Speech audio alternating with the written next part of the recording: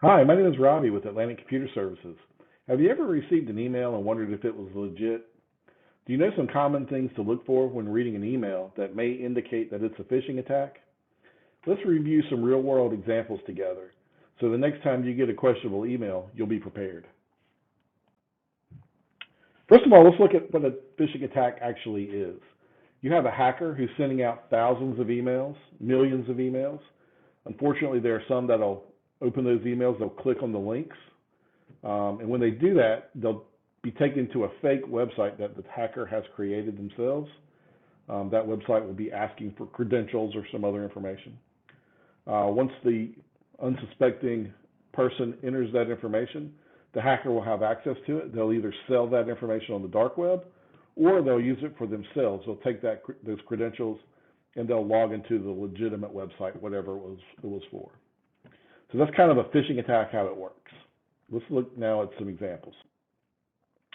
This is an email. Looks like it's coming from American Express. If you read through the email, it says, hey, there's some problem with your account, but there are some red flags here that jump out at me, and hopefully they'll jump out at you as well. First thing is the email addresses. Although this is an email about my account, it's not being sent to me personally. It looks like it may be part of some distribution group or something like that. Check out the from address as well. It says it's coming from American Express, but American Express is not in the domain of the email address at all. So highly, highly suspicious there. I would say also this graphic probably is not of the right quality. It looks like a poor graphic, something that American Express probably wouldn't do.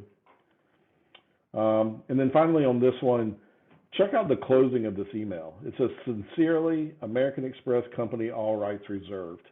That's kind of odd for the ending of an email. It's not an email it's not an ending I would expect. Maybe sincerely American Express, but not the rest of the words. That's suspicious to me. It seems out of place. In contrast, this is actually a legitimate American Express email. This is something that was sent to me. I was actually expecting a new card, and this email is confirming that. If you check out the email addresses, they look legit. It's coming from American Express, an American Express domain, coming to me personally. There's information about me and my card here. Even though all this looks 100% legit, I still wouldn't click this link. I would open a browser, I would go to the American Express website, and I would get my update that way. I would use this simply for information purposes. I would not click this link, just to be safe. Here's a similar email from, this time it looks like it's coming from Netflix. Let's look at the issues. Let's look at the problems with this email. First, same thing. There's some questions about these addresses. It's about my account, but it's being sent to recipients. And it also looks like it's coming from some email address that has nothing to do with Netflix. Big problem. There's actually a couple of things here. I would say the grammar is very much off on this email. The subject line there's a problem with, and if you read through the body of the email, certainly problems with grammar there as well. Big red flags. If you check out the link here, right? So you may know that if you hover your cursor over a link, it'll display this information. It'll tell you exactly where that link will take you. And if you do that in this case, if you were to hold your cursor over this link, it takes you to this address that's very long. And if you read through that, there's nothing to indicate that it's going to American Express. It looks like you've got a login, to Netflix, not American Express. It looks like you're going to a Netflix link here, when in actuality, you're not going to Netflix at all. You're going to some other place. That'd be something that would jump out at me as indicating a problem with this email. This is maybe a legitimate, or looks to be a legitimate business email. It looks like it's coming from this person. You see her name and her address there. However, the signature block in this email is coming from a completely different person. And again, different email addresses. So big red flags. You definitely don't want to download this Excel spreadsheet. So that would be an easy way for me to see that this could be a potential problem.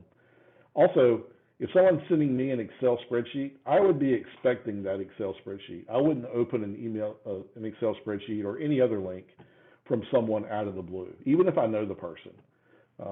I would call them to verify, or I would already be expecting that message. So just to summarize, if the email is asking you for personal information, that would be one way to pique your concern. Is it from a suspicious email address? We saw a couple of examples of those. Grammatical errors, we saw some grammatical errors in those examples. And then there's a scenario that depends on you entering your credentials to solve. So in other words, hey, there's a problem with your account, log in to, let's get this squared away. They're asking you to log in, they're prompting you to log in. Could be suspicious. And then finally, this has attachments. I would also add hyperlinks. I would be suspicious of attachments and hyperlinks. So thanks for spending a few minutes with me today. If you would like to discuss cybersecurity or IT services in general, please feel free to reach out. For anyone interested, we're offering a free, no obligation IT security assessment. This will give you the opportunity to get to know us a little bit. You can reach me at the contact information here on the slide, or you can visit our website, www.acs-ilm.com. Thank you and have a great day.